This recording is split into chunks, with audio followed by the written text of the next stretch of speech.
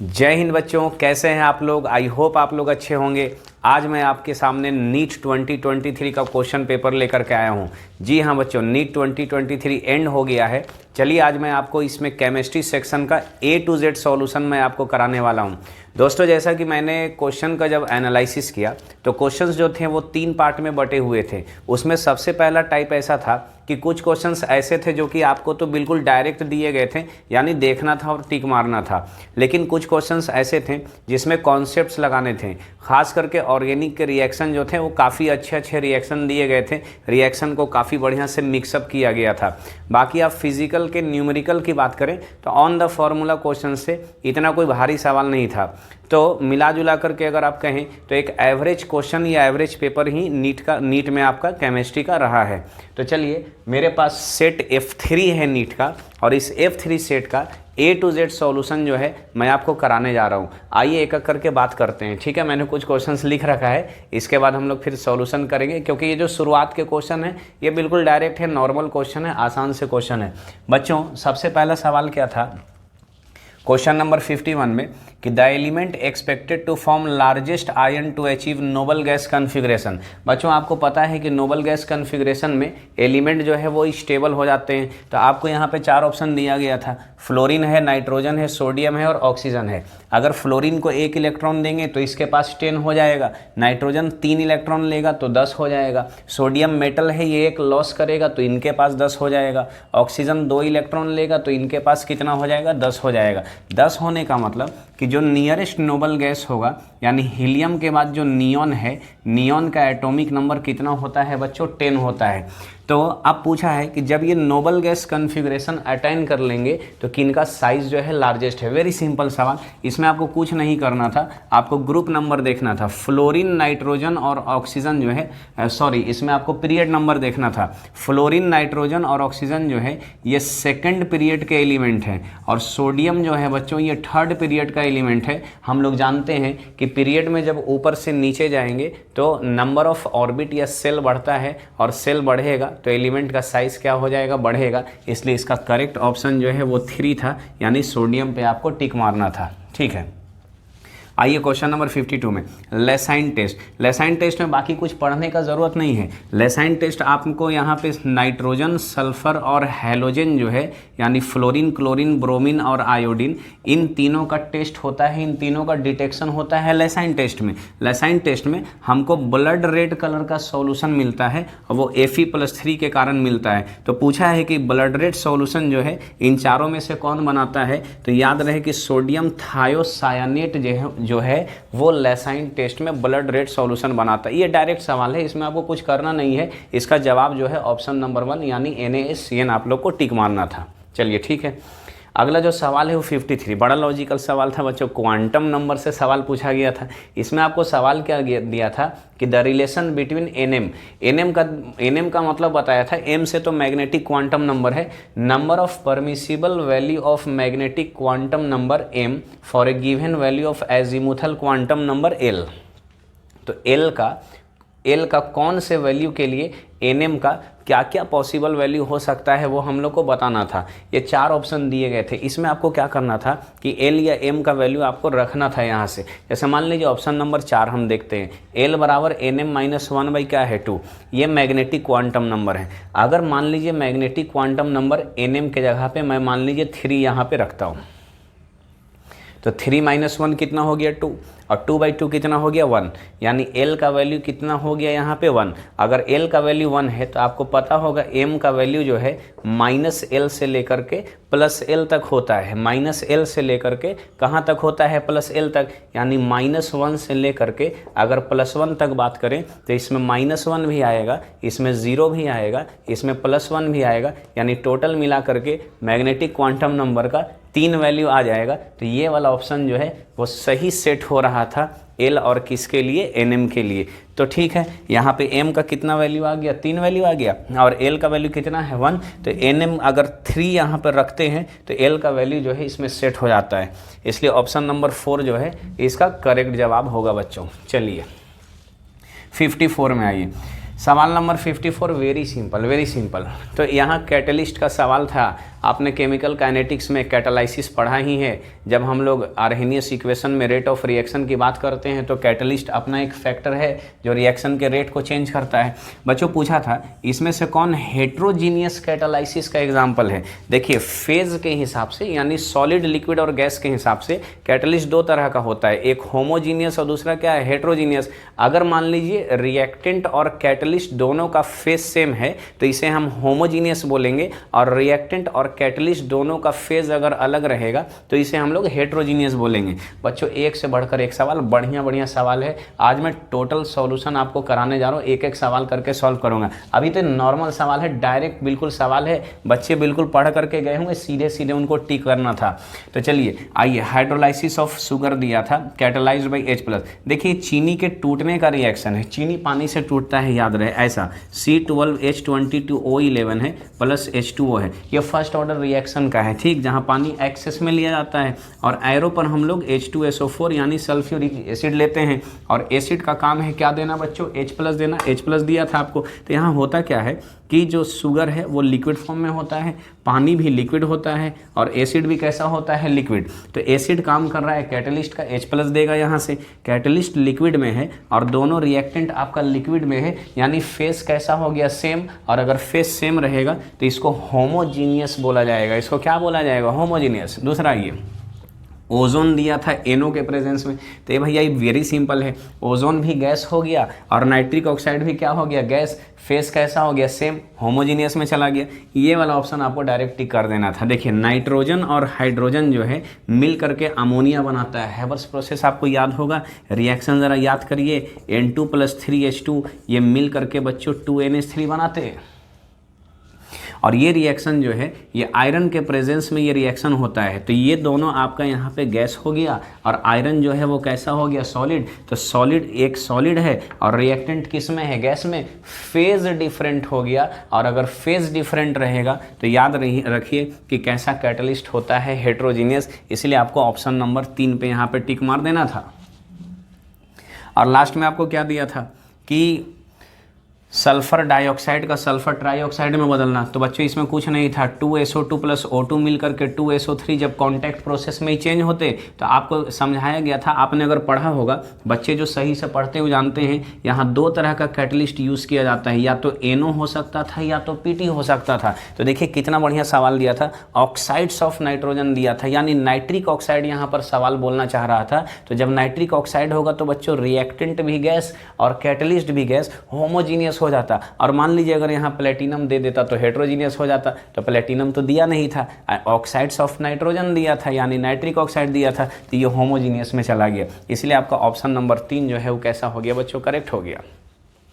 चलिए सवाल नंबर 55 पे बात करते हैं। 55 वेरी सिंपल गैसियस स्टेट का सवाल है, और आई होप आपको याद होगा, आपने अगर क्वेश्चन बैंक प्रैक्टिस किया होगा तो पिछले बार भी बॉयल्स लॉ का सवाल आया था, बिल्कुल इसी के जैसा ग्राफ आया था, और इस बार भी नीट में वैसा एकदम सेम टू सेम, बिल्कुल मतलब समझिए कि सवाल जो है रिपीट हुआ है। सवाल पूछ रहा है which of the following is correct option या correct graph of Boyle's law. ठीक है बच्चों, आपको बॉयल्स का रिलेशन आपको याद होगा। बॉयल्स ने क्या बोला था, बॉयल्स बोला था pressure inversely proportional to volume, pressure inversely proportional to volume. इनका जो ग्राफ था वो प्रेशर और 1/v के बीच में था, P 1/v के बीच में। तो आपको पहले यहाँ से देखना था, अच्छा P 1/v क्या है, ये ऑन द लॉ है, मतलब जो बॉयल्स बोला था वो बोला था, वही ग्राफ हमको खींचना है। लेकिन कहीं कहीं हमको PV यहाँ पर जैसे दिख रहा है तो ये अगेंस्ट द लॉ है, और अगेंस्ट द लॉ ग्राफ जो है हमेशा रेक्टेंगुलर हाइपरबोला होता है। मैं ये अभी नहीं बोल रहा हूँ कि ऑप्शन नंबर 4 आपका सही है, लेकिन PV भी खींचा जा सकता है। पहला ऑप्शन देखिए, एक तो है कि P 1/v दिया है यहाँ पे, तो P 1/v रेक्टेंगुलर हाइपरबोला, ये ग्राफ तो कभी होगा ही नहीं, क्योंकि ऑन द लॉ जब भी ग्राफ जाएगा तो वो ओरिजिन से जाएगा। क्यों ओरिजिन से जाएगा भैया जरा देख लीजिए, तो क्या इसको P = K × 1/v लिख सकते हैं। अब नीचे इक्वेशन ऑफ स्ट्रेट लाइन लगाइएगा तो y = mx + c। बच्चों इंटरसेप्ट 0 है, इसलिए ग्राफ जो है वो कहाँ से निकलेगा, ओरिजिन से। कहाँ से निकलेगा बच्चों, ओरिजिन से। कुछ बच्चे समझ गए होंगे, ऑप्शन नंबर 1 सही जवाब में जाएगा। तो ये ओरिजिन से जा रहा है, P 1/v कहाँ से जा रहा है, ओरिजिन से। 3 अलग अलग गैस का ग्राफ खींचा गया है, एक T1 है, एक T2 है, T3 है। जिन बच्चों ने पढ़ा है, जिन्होंने सही से 11th और 12th बच्चों हमारे यहाँ ये अपने यहाँ किया है वो बच्चे जान रहे हैं 90% सवाल कॉपी से डायरेक्ट मैच करेंगे जैसा लिखाया गया है सेम टू सेम सवाल बच्चों डायरेक्ट मैच करेंगे। ऐसा ग्राफ तो मैंने आपको कितना करा रखा है, ये सारा चीज़ आपको मैंने कितना करा रखा है सब आपको पता है। तो देखिए बच्चों T1 T2 T3, अब इसको क्या है, इसको स्लोप से बनाते हैं। ये देखिए स्लोप बराबर tan थीटा होता है। अब यहाँ ये थीटा है ये वाला, ठीक, यहाँ थोड़ा बात को समझिएगा, ये थीटा है, थोड़ा जगह कम है तो मैं साइड में समझा रहा हूँ, मैनेज करिएगा। ये थीटा है, ये थीटा है। तो बच्चों किसका थीटा सबसे बड़ा है, T3 का। तो थीटा बढ़ेगा तो स्लोप बढ़ेगा, यानी स्लोप का वैल्यू सबसे हाईएस्ट है। बॉयल्स लॉ का जो स्लोप होता है, ये स्लोप होता है NRT के बराबर। स्लोप किसके बराबर होता है, NRT के बराबर। और स्लोप कैसे बढ़ता है, तो tan थीटा से या थीटा से। तो ये टेम्परेचर है और ये स्लोप है, यानी टेम्परेचर बढ़ेगा तो स्लोप बढ़ेगा। तो जिस सबसे ज़्यादा स्लोप किसका था बच्चों, तो T3 का था। तो T3 का स्लोप सबसे ज़्यादा है, इसलिए टेम्परेचर भी सबसे क्या होगा, ज़्यादा। तो क्या ऐसा दिया था, तो बगल में ऐसा लिखा था कि T3 बड़ा है T2 से और T2 बड़ा है T1 से। बिल्कुल सही जवाब था ये वाला, बिल्कुल सही जवाब था। आपको ऑप्शन नंबर 1 पे बच्चों टिक कर देना था, ये तो कभी होगा नहीं। और ये वाला भैया ये गेलू-सैक्स लॉ है, PT लॉ है, प्रेशर टेम्परेचर लॉ है। गेलू-सैक्स लॉ तो कभी सेट होगा नहीं। हाँ ये वाला सही हो सकता था, लेकिन कब सही होता है ये ज़रा देखो। इसमें क्या है बच्चों को मैंने पढ़ा रखा है, बच्चों के कॉपी में आपको ये सारे सवाल मिलेंगे, सारे ग्राफ मिलेंगे। तो देखिए मान लीजिए कहीं पे भी आप एक प्रेशर ले लीजिए और उस प्रेशर पे इस ग्राफ को इस तरीके से खींचने का कोशिश करिए। इसमें क्या है, इसमें आपको PV बराबर NRT आपको पता है। जिसका PV बड़ा होगा उसका टेम्परेचर भी कैसा होगा, बड़ा होगा। PV का मतलब ये वाला एरिया का बात हो रहा है। तो देखिए तो पहला वाला यानी ये जो पहला ग्राफ है फर्स्ट है, ये T3 है, ठीक, नीचे वाला T3 है और ये वाला क्या है, T1। तो सबसे बड़ा एरिया किसका है, T1 का। तो T1 टेम्परेचर सबसे बड़ा है तो उसका PV कैसा है, सबसे बड़ा। तो यहाँ होना चाहिए था कि T1 बड़ा है T2 से और T2 बड़ा है T3 से, लेकिन दिया था बच्चों T3 बड़ा है T2 से और T2 बड़ा है T1 से, इसलिए ऑप्शन नंबर 1 जो है वो सही जवाब होगा। आई होप आप इतना सवाल समझ गए हैं। चलिए मैं अब आगे बात करता हूँ। तो चलिए बच्चों अब क्वेश्चन नंबर 56 पे बात करते हैं। अब मैं क्वेश्चन लिख नहीं रहा हूँ, ये नॉर्मल सवाल है, आपको ऑर्गेनिक से पूछा हुआ। क्वेश्चन नंबर 56 में पूछा है कि ये कंपाउंड दिया हुआ था और ऑप्शन में दिया था कि ये कैसा कंपाउंड है, एराइल हैलाइड है, एलाइलिक है, विनाइलिक है कि बेंजाइलिक है। बच्चों आपने बेसिक आइडिया होगा तो ऑर्गेनिक में बिल्कुल बेसिक सवाल है। कार्बन कार्बन डबल बॉन्ड का जो नेक्स्ट कार्बन होता है इसको एलाइलिक बोला जाता है। इसको क्या बोला जाता है, एलाइलिक। आपने एलाइलिक सब्सटीट्यूशन तो पढ़ा ही होगा, तो यहाँ पे अपन सब्सटीट्यूशन कराते थे, तो ये एलाइलिक कार्बन है। ऑप्शन नंबर 2 पे आपको टिक मारना था कि एलाइलिक कार्बन होगा। ठीक है बच्चों, चलिए क्वेश्चन नंबर 57 में आइए। यहाँ पे आपको एक बढ़िया रिएक्शन दिया गया था। CH इधर CH3 है, यहाँ पर CH3 था और इधर OH दिया हुआ था। बच्चों इसका रिएक्शन हमको कराना था HBr से और इसका प्रोडक्ट है, याद होगा बच्चों, अल्कोहल का रिएक्शन HX के साथ। अल्कोहल का रिएक्शन किसके साथ है, HX के साथ। बच्चों अल्कोहल का रिएक्शन जब HX के साथ होता है तो सबसे पहला स्टेप में हम लोग क्या करते हैं, तो भैया सबसे पहले अल्कोहल या ईथर अगर रहेगा तो प्रोटोनेशन कराते हैं, यानी इसका प्रोटोनेशन कराते हैं। जैसे इसका प्रोटोनेशन कराएंगे यानी H+ यहाँ से निकालेंगे और ये Br- है, तो ये CH3 है, CH यहाँ पे CH3 है, इधर CH3 है। बच्चों ये चेंज कर जाएगा OH2+ या H2O+ में। ये Blg था और बैड लिविंग ग्रुप से ये गुड लिविंग ग्रुप यानी Glg में चेंज कर गया। अब यहाँ से ये भागेगा यानी लिविंग ग्रुप बन करके। जैसे ये भागा तो भैया कार्बन पे आ जाएगा पॉजिटिव चार्ज। जैसे कार्बन पे पॉजिटिव चार्ज आएगा तो यहाँ पे CH3 है, इधर CH3 है और जैसे ही यहाँ से निकला तो कार्बन चेंज करेगा कार्बोकैटायन में। किस में चेंज करेगा बच्चों, कार्बोकैटायन में। अब ज़रा ध्यान से देखिएगा, यहाँ पे आपको दो कंसेप्ट है, या तो आप हाइपर कंजुगेशन भी लगा सकते हैं या डायरेक्ट कार्बन का डिग्री भी देख सकते हैं स्टेबिलिटी के लिए। ये कितना डिग्री कार्बन है भैया, तो ये 2 डिग्री कार्बन है, यहाँ पे 2 डिग्री कार्बन है। अगर ये पॉजिटिव चार्ज यहाँ से यहाँ शिफ्ट हो जाता तो 2 डिग्री कितना में चेंज कर जाता, 3 डिग्री में चेंज कर जाता। और 3 डिग्री में अगर चेंज कर जाएगा तो हम जानते हैं कि 3 डिग्री कार्बोकैटायन जो है वो ज़्यादा स्टेबल होता है, कितना से, 2 डिग्री से। तो बच्चों अब इस कार्बन से यहाँ से हमको शिफ्ट कराना है। तो अब यहाँ हाइड्रोजन था, यहाँ मिथाइल था। आपको पता है कि हाइड्रोजन का यानी हाइड्राइड का शिफ्ट जो है अच्छा होता है, यानी माइग्रेशन पावर बढ़िया है। किससे भैया, तो मिथाइल से। तो इसमें अपन क्या करेंगे, 1 to हाइड्राइड शिफ्ट कराएंगे। 1 to क्या कराएंगे, हाइड्राइड शिफ्ट। जैसे 1 to हाइड्राइड शिफ्ट यहाँ से होगा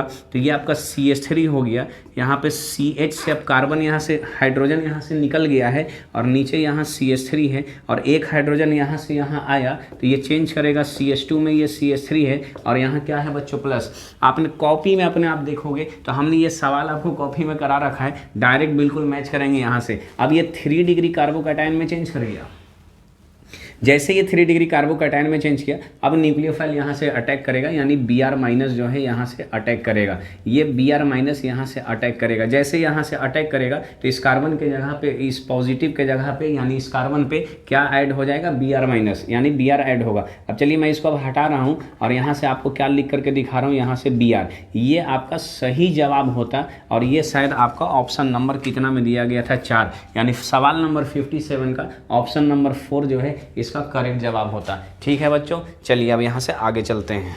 चलिए बच्चों क्वेश्चन नंबर 58 पे बात करते हैं। इसमें आपको असर्शन और रीजन के सवाल दिए गए थे, नॉर्मल सा सवाल था। तो असर्शन में आपको दिया गया था helium is use to dilute oxygen in diving apparatus. कह रहा है कि हीलियम का यूज़ करते हैं डाइविंग एपरेटस में ऑक्सीजन को डाइल्यूट करने के लिए, पतला करने के लिए। बी में दिया है हीलियम एज हाई सॉल्युबिलिटी इन O2। बच्चों पहला वाला तो सही था कि हीलियम का यूज़ किया जाता है ऑक्सीजन को डाइल्यूट करने के लिए, ठीक है, लेकिन हीलियम का सॉल्युबिलिटी ऑक्सीजन में, तो हीलियम ऑक्सीजन में घुलता नहीं है। इसमें लिखा था हाई सॉल्युबिलिटी, वहाँ पे लो सॉल्युबिलिटी होना चाहिए था, यानी असर्शन करेक्ट था लेकिन रीजन कैसा था, इनकरेक्ट। तो इसमें ऑप्शन नंबर आपका 2 सही होता कि ए करेक्ट था और आर कैसा था, फॉल्स था। असर्शन करेक्ट था और रीजन कैसा था आपका, फॉल्स था।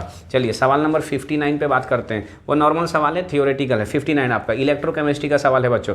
कहता है कि the conductivity of centimolar solution of KCl is इतना, यानी देखिए KCl का आपको कंडक्टिविटी दिया है, K का वैल्यू दिया है 0.0210 ऐसा दिया है, पर ओम पर सेंटीमीटर वैल्यू दिया है, and resistance of cell at 25 degree Celsius. Resistance का वैल्यू बच्चों 60 ओम यहाँ पर आपको दिया है। आपसे वैल्यू मांगा है कि सेल कांस्टेंट का वैल्यू निकालिए। बच्चों आप कॉपी अगर देखोगे सेम सवाल आपको कॉपी में मिल जाएंगे, सेल कांस्टेंट का फॉर्मूला। चलिए थोड़ा सा बात करते हैं इस पर क्या क्या होता है। के का ज़रा फॉर्मूला याद करो बच्चों, के बराबर 1/r इंटू L/A होता है। अच्छा 1/r को सी भी लिख सकते हैं, तो सी इंटू L/A लिखा जा सकता है। बच्चों इसी L/A को सेल कांस्टेंट के नाम से जाना जाता है। कौन से नाम से, सेल कांस्टेंट से। और सेल कांस्टेंट बराबर आप लिख सकते हैं कि सेल कांस्टेंट बराबर ये के है, के का मतलब कंडक्टिविटी, के का मतलब क्या है बच्चों, कंडक्टिविटी, और नीचे सी है, सी का मतलब है कंडक्टेंस। सी का मतलब क्या है, कंडक्टेंस। कंडक्टिविटी का वैल्यू आपको दिया हुआ है तो ये 0.0210 आपको यहाँ से उठा के छाप देना है। सी कहाँ से आएगा, तो भैया सी आएगा 1/r से, क्योंकि कंडक्टेंस दिया नहीं था और सी के जगह क्या दिया था, रेजिस्टेंस। तो इस सी के जगह पे 1/r यानी 1/60 करते आपको सेल कांस्टेंट का वैल्यू जो है यहाँ से निकल करके आ जाता। ठीक है बच्चों, आई होप आप समझ गए हैं कि ये सवाल कैसे बनेगा। चलिए नेक्स्ट सवाल पे बात करते हैं। चलिए सवाल नंबर 60 पे नॉर्मल आपने अगर पढ़ा होगा बच्चों, कंसेप्ट से अगर पढ़ा होगा ना तो एक एक सवाल आप बना सकते थे। 90% सवाल आपको डायरेक्ट मैच कर रहे थे कॉपी से। बिल्कुल देखिए सवाल नंबर 60 में देखिए आपको number of sigma and pi bond गिनना था, कहाँ, पायरिडीन में गिनना था। तो सवाल नंबर 60 आइए। पायरिडीन तो आपने पढ़ा है, इतना रेजोनेंस में आपको सिखाया था मैंने। ये नाइट्रोजन है, यहाँ पे ये लोन पेयर है और ये ऐसा डबल बॉन्ड है। तो पूछा है कि number of sigma bond, pi bond और लोन पेयर, यानी सिग्मा कितना होगा, पाई कितना होगा, लोन पेयर कितना होगा। याद रहे पायरिडीन का लोन पेयर जो है लोकलाइज्ड होता है, ये यहाँ से कहीं नहीं जाएगा। अगर मान लीजिए ये रेजोनेंस में चला गया तो फिर नाइट्रोजन का sp हाइब्रिडाइजेशन होगा, बॉन्ड ब्रेक कर जाएगा। आपको पता है कि 6 मेंबर रिंग में sp अलाउड ही नहीं होता है। तो लोन पेयर तो 1 हो गया, पाई बॉन्ड आपको सामने दिख रहा है 1 2 3, पाई बॉन्ड कितना हो गया 3, सिग्मा बॉन्ड, सिग्मा ये गिन लेते हैं। तो सिग्मा का मतलब डबल बॉन्ड में एक सिग्मा और एक क्या होता है, पाई होता है। तो 1 2 3 4 5 6 यहाँ से हो गया और एक हाइड्रोजन यहाँ बढ़ेगा 7 8 9 10 और कितना हो गया 11। तो आपको 11 सिग्मा बॉन्ड, 3 पाई बॉन्ड और एक क्या हो जाता है, लोन पेयर। That's it. चलिए नेक्स्ट सवाल पे बात करते हैं। सवाल नंबर 61 में आइए। असर्शन रीजन का सवाल था, थ्योरेटिकल सवाल था। पूछ रहा है metallic sodium dissolve in liquid ammonia to give deep blue solution which is paramagnetic. हाँ, तो सोडियम लिक्विड अमोनिया में घुलने के बाद एक सॉल्यूशन देता है, वह सॉल्यूशन डीप ब्लू होता है। बिल्कुल से ये कहाँ से सवाल है, ये इनऑर्गेनिक का सवाल है बच्चों, ये अमोनिया से पूछा गया है। SPDF ब्लॉक जब आपने पढ़ा था तो P ब्लॉक में अमोनिया का सवाल है। अमोनिया का केमिकल प्रॉपर्टी आपकी बुक में देखेंगे तो आपको मिल जाएगा वहाँ से। ये आपने जब पढ़ा है तो आपको थ्योरी में भी लिखाया गया है कि अमोनिया जब सोडियम के साथ जुड़ेगा तो डीप ब्लू कलर बनाएगा, जो कि पैरामैग्नेटिक होता है। लेकिन पूछ रहा है कि the deep blue solution is due to formation of amide. क्या ये डीप ब्लू कलर अमाइड के कारण होता है? तो नहीं, अमोनिया जब आयन में चेंज करता है उसके कारण डीप ब्लू कलर आया है, ना कि अमाइड के कारण। अमाइड का तो कोई रोल ही नहीं है। तो असर्शन सही था और रीज़न करेक्ट था। तो सवाल नंबर 61 का जो है वो जवाब जो है वो 2 होता, यानी असर्शन इज करेक्ट और रीज़न इज इनकरेक्ट। ठीक है बच्चों, यानी असर्शन ट्रू था और रीज़न कैसा था? फॉल्स था। चलिए सवाल नंबर 62 पे बात करते हैं। मोल कंसेप्ट, स्टोकियोमेट्री जिन बच्चों ने पढ़ा है, देखिए सवाल में क्या पूछा है। एक रिएक्शन दिया था आपको, कैल्शियम कार्बोनेट जो है ये CaO और CO2 बनाता है। बच्चों बोल रहा है कि 20 ग्राम कैल्शियम कार्बोनेट दिया है, 20 ग्राम, और ये 20% प्योर है। बच्चों जिन्होंने 11th से पूरा कर रखा है उनको ये बात पता है कि हम लोगों ने जब कॉपी में सवाल बनाया था तो हम लोग 90% ले रहे थे, 80% ले रहे थे। सेम सवाल बच्चों 20% का पूछा है। ठीक है, अब यहाँ से वेट मांग रहा है कि कार्बन डाइऑक्साइड का वेट निकालो। तो आपको पता है कि स्टोकियोमेट्री का सवाल जो है वो POAC से बनाया जा सकता है, प्रिंसिपल ऑफ एटम कंजर्वेशन से। टोटल न्यूमेरिकल को तुरंत बिल्कुल एकदम सॉल्व किया जा सकता है। कितना ग्राम दिया था बच्चों? 20 ग्राम। 20% प्योर था तो इसका 20% पहले निकालेंगे तो 20 बाई क्या कर लेंगे 100, 0 हटा देना है तो कितना ग्राम हो जाएगा? 4 ग्राम हो जाएगा। अब इन दोनों में आपको POAC लगाना है। तो POAC कॉमन एलिमेंट पर लगाया जाता है, आप ऑक्सीजन पर नहीं लगा सकते क्योंकि ऑक्सीजन कई बार रिपीट हुआ है। तो चलिए कार्बन पे POAC लगा लेते हैं। कितना कार्बन है यहाँ बच्चों? 1 कार्बन। तो 1 into weight of CaCO3 by molecular weight of CaCO3 आपको कर लेना है। और उधर भी एक ही कार्बन है, आपको नीचे वाला कोफिशिएंट लेना है, आगे नीचे वाला, यहाँ से आगे वाला कभी यूज़ नहीं करना है POAC में। 1 into weight of CO2 by molecular weight of क्या हो जाएगा? CO2। बच्चों यहाँ पे आपको कितना रखना है? 4 ग्राम। इसका मोलर मास निकालिए तो इसका मोलर मास कितना हो जाएगा? 100। इसका वेट हमको CO2 का निकालना है और इसका मॉलिकुलर मास कितना है? 44। तो 44 इंटू 4 यहाँ पे कर देना है और नीचे कितना हो जाएगा? 100। इतना बराबर वेट ऑफ क्या हो जाएगा? CO2। आप जब सॉल्व कर लेंगे इसको 1.76 ग्राम जो है इसका आंसर आ जाएगा, यानी ऑप्शन नंबर 1 जो है इसका करेक्ट हो जाता है।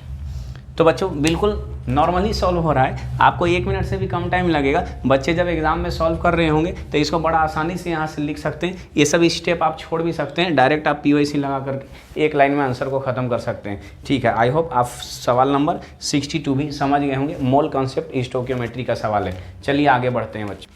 चलिए बच्चों अब नेक्स्ट सवाल पे बात करते हैं। सवाल नंबर 63 पे बात करते हैं। बच्चों intermolecular force are the force of attraction and repulsion. सही है, इंटरमॉलिकुलर फोर्स का मतलब बच्चों IMF हो गया। ठीक, IMF मैंने सब कुछ आपको बता रखा है, आपने सब कुछ सीखा है। कह रहा है कि इंटरमॉलिकुलर फोर्स में क्या क्या आएगा। ए में पूछा है डाइपोल डाइपोल। बच्चों IMF में 5 टाइप ऑफ फोर्स होता है। उसमें पहला होता है आयन डाइपोल, दूसरा होता है आयन इंड्यूस डाइपोल, और तीसरा होता है डाइपोल डाइपोल, चौथा होता है डाइपोल इंड्यूस डाइपोल, और पांचवा लंदन फोर्स, या इसी को क्या बोलते हैं? Dispersion force. भैया इन पांचों में से जो ऑप्शन था आपको टिक मारना था। वहाँ ए में दिया था डाइपोल डाइपोल, तो हाँ भैया डाइपोल डाइपोल इसके अंदर आता है। बी में दिया था डाइपोल इंड्यूस डाइपोल, तो डाइपोल इंड्यूस डाइपोल भी आता है। सी में दिया था हाइड्रोजन बॉन्ड, और डी में दिया था कोवैलेंट बॉन्ड, अभी इसमें नहीं है। और ई में दिया था डिस्पर्सन फोर्स या लंदन फोर्स। तो 3 ऑप्शन तो यहाँ से आपको मिल गया था। ऑप्शन नंबर 2 में आपको दे रखा था कि ए है, बी है, सी है और ई है। तो बच्चों ए आपका, यानी ए में डाइपोल डाइपोल दिया है, चलिए ए आ गया। बी में आपका डाइपोल इंड्यूस दिया है तो बी आ गया। सी में आपका दिया है हाइड्रोजन बॉन्डिंग, तो अभी तो वो है नहीं। और ई में दिया है आपका लंदन या डिस्पर्सन फोर्स, ई आ गया। यानी ये तीनों ए, बी और ई जो है ये तो आपका एकदम बिल्कुल कंपलसरी था। पहला ऑप्शन में आपका ए, बी था, ई नहीं था। दूसरा में ए, बी, सी, ई था, और सी में आपका कोवैलेंट बॉन्ड IMF में आता ही नहीं है। 3 नंबर में आपको दिया था ACDE दिया था, और 4 में BCDE था। तो ऑप्शन में ए, बी और ई तो आपका पक्का हो गया। हाइड्रोजन बॉन्ड जो होता है वो भी एक वीक टाइप ऑफ फोर्स होता है, और उसको भी किस में हम लोग रख सकते हैं? IMF। इसलिए सवाल जो पूछा था कि मोस्ट एप्रोप्रिएट, तो हाइड्रोजन बॉन्ड इसमें था नहीं, लेकिन मोस्ट एप्रोप्रिएट में हाइड्रोजन बॉन्ड को लिया जा सकता था। इसलिए आपका पहला, दूसरा, तीसरा ई तो तीनों आपका हो गया था। बीच में एक हाइड्रोजन बॉन्ड दिया था, जो कि ये सही जवाब हो जाता है। यानी क्वेश्चन नंबर 63 का आपको ऑप्शन नंबर 2 पे टिक करना था। चलिए नेक्स्ट सवाल पे बढ़ते हैं और भैया सवाल नंबर 64 पे आते हैं। ठीक, तो 64 जो है वो आपका केमिकल काइनेटिक्स का सवाल है। क्या बढ़िया सवाल है बच्चों। देखो आप तो इसको ऐसे ही देख करके बना दोगे। तो रेट का फॉर्मूला दिया है K इंटू ए का स्क्वायर और यहाँ B दिया है बच्चों। इसका ओवरऑल ये रिएक्शन थर्ड ऑर्डर में चल रहा है, A के रेस्पेक्ट में सेकंड ऑर्डर है और B के रेस्पेक्ट में कितना है, 1 ऑर्डर। सवाल कहता है कि अगर A के कंसंट्रेशन को 3 टाइम्स बढ़ा दिया जाए, कितना टाइम्स, 3 टाइम्स, और B के कंसंट्रेशन में कोई चेंज ना करें यानी कांस्टेंट रखें, तो रेट ऑफ रिएक्शन कितना इंक्रीज करेगा। तो भैया सबको पता है कि अगर 3 टाइम्स बढ़ेगा तो 3 का पावर 2 यानी रेट ऑफ रिएक्शन जो है वो कितना टाइम्स बढ़ेगा, 9 टाइम्स। तो ऑप्शन नंबर 2 में आपको टिक करना था कि रेट ऑफ रिएक्शन कितना टाइम्स बढ़ गया बच्चों, 9 टाइम्स। आई होप आप ये सब सवाल तो बिल्कुल यहाँ से कर लेंगे। चलिए सवाल नंबर 65 पे आते हैं। ठीक है, सवाल नंबर 65 पे देखिए 65 नंबर सवाल बच्चों कहता है taking the stability as a factor which one of the following represent the correct relationship. देखिए ये अगर आपको पता होगा इनट पेयर इफेक्ट इनऑर्गेनिक का सवाल है। तो इनट पेयर इफेक्ट में क्या होता है, ग्रुप नंबर 13, 14 और 15 डाउन द ग्रुप जब हम लोग जाते हैं तो नॉर्मल जो चार्ज होता है उसकी स्टेबिलिटी जो है वो घटती है और नॉर्मल माइनस 2 की जो स्टेबिलिटी है वो डाउन द ग्रुप क्या होती है बच्चों, बढ़ती है। तो जैसे ग्रुप नंबर 13 का सवाल था, बोरोन है, एल्यूमिनियम है, गैलियम है, इंडियम है और थैलियम है बच्चों। इसका नॉर्मल चार्ज है +3 है। ठीक, ON-2 चार्ज में से जब 2 घटा देंगे तो नया चार्ज जो है वो बनेगा इनका +1 में। नया चार्ज किस में बनेगा भैया, +1 में। इनट पेयर इफेक्ट का सवाल है बच्चों। क्या बढ़िया सवाल है, सब आपको कॉपी में मिलेगा। 90% सवाल आपको कॉपी में डायरेक्ट मैच करेगा। कॉपी उठा करके देखिए ये सब सवाल बच्चों बताया गया है कि नहीं बताया गया है। तो देखिए डाउन द ग्रुप, तो ऊपर से नीचे आते हैं तो नॉर्मल का स्टेबिलिटी घटेगा। ये जैसे जैसे नीचे आएंगे अनस्टेबल होते जाएगा, इसमें जैसे जैसे नीचे आएंगे स्टेबल होते जाएगा। IP का रूल है क्योंकि 2 इलेक्ट्रॉन लास्ट वाला बॉन्डिंग में भाग नहीं लेता है। चलिए तो Tl+1 जो है ये ज़्यादा स्टेबल हो जाता। तो एक सवाल में दिया था TLi दिया था, ऑप्शन नंबर 3 में TLi दिया था, ज़्यादा स्टेबल है TLi3 से। तो यहाँ पे चार्ज है इस पे +1 और यहाँ पे चार्ज क्या है +3। तो ऑप्शन नंबर 3 जो है आपका करेक्ट हो जाता क्योंकि Tl+1 जो है वो ज़्यादा स्टेबल होता है TL के से +3 से। IP यानी इनट पेयर इफेक्ट के कारण। किसके कारण बच्चों, इनट पेयर इफेक्ट के कारण। चलिए सवाल नंबर 66 पे बात करते हैं। ठीक, सवाल नंबर 66 जो है नॉर्मल सवाल है, थ्योरेटिकल है। हाइड्रोजन से आपको पूछा था इनऑर्गेनिक के बच्चों, पूछा था which of the following statement are not correct, यानी कौन कौन सा स्टेटमेंट करेक्ट नहीं है। ए में दिया था hydrogen is use to reduce heavy metal oxide. भैया हाइड्रोजन रिड्यूसिंग एजेंट है RA, तो रिड्यूसिंग एजेंट का काम रिडक्शन कराना ही तो होगा। तो हाइड्रोजन रिड्यूस करने के लिए आपको आगे पढ़ने का ज़रूरत ही नहीं था। जब लिख दिया था कि हाइड्रोजन रिड्यूस करेगा तो भैया रिड्यूसिंग एजेंट तो रिडक्शन ही तो करेगा। चलिए ठीक है। हैवी वाटर B में दिया था heavy water is use to study reaction mechanism. Heavy water reaction mechanism को समझने में मदद करता है। भैया ये गलत है, हैवी वाटर रिएक्शन मैकेनिज्म को समझने में मदद नहीं करता है। ठीक है, ऑप्शन B इनकरेक्ट है। C में दिया है hydrogen is use to make saturated fat from oil. कह रहा है कि हाइड्रोजन से हम सैचुरेटेड फैट, आपने डालडा का नाम सुना होगा, तो हाइड्रोजन को यूज़ किया जाता है उसको बनाने के लिए। ऑप्शन C करेक्ट है बच्चों। उसके बाद D में पूछा था HH bond dissociation enthalpy is lowest as compare to single bond between 2 atom of any element. कहता है कि HH बॉन्ड एनर्जी जो है वो किसी 2 एलिमेंट के बीच का जो बॉन्ड एनर्जी है उससे कम है। ये गलत है। HH बॉन्ड एनर्जी जो है वो हाई होता है। वो कैसा होता है, हाई होता है। यानी ऑप्शन नंबर B और E में आपको दिया था हाइड्रोजन रिड्यूस करता है ऑक्साइड्स ऑफ मेटल, तो भैया रिड्यूस ही करेगा। तो ऑप्शन नंबर B और D जो है वो इनकरेक्ट है।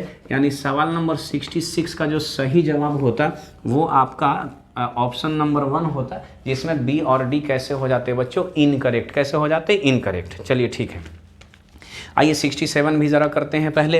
तो 67 नंबर सवाल जो है ये आपका नॉर्मल सवाल है। पूछता है कि weight of 2 mole of organic compound which is obtain by heating sodium ethanoate with sodium hydroxide. Sodium ethanoate का रिएक्शन है CH3COO, का रिएक्शन है NaOH के साथ। और कहता है ये रिएक्शन जो है बच्चों ये कैल्शियम ऑक्साइड के प्रेजेंस में रिएक्शन है। बच्चों जब ये रिएक्शन होता है तो यहाँ से हमको मीथेन गैस मिलता है यानी NaCH4 और मिलता है सोडियम कार्बोनेट। क्या मिलता है बच्चों, सोडियम कार्बोनेट। तो ये जो मीथेन बना था यहाँ से से, तो weight of 2 mole of organic compound पूछा था। क्या बढ़िया सवाल पूछा था। देखो ये है ऑर्गेनिक कंपाउंड और ये वाला क्या है, इनऑर्गेनिक है। कुछ बच्चे इसके वेट पर टिक करके आ गए। तो मीथेन ऑर्गेनिक कंपाउंड था, इसका वेट टिक करना था। इसका वेट कितना है 16, 1 मोल का वेट यहाँ पे 16 है। 2 मोल का पूछा था, तो भैया अगर 1 मोल 16 ग्राम है तो 2 मोल कितना होगा 32 ग्राम, यानी ऑप्शन नंबर 1 जो है इसका करेक्ट जवाब हो जाता, यानी 32 ग्राम पे बच्चों टिक कर देते। चलिए अब यहाँ से आगे चलते हैं।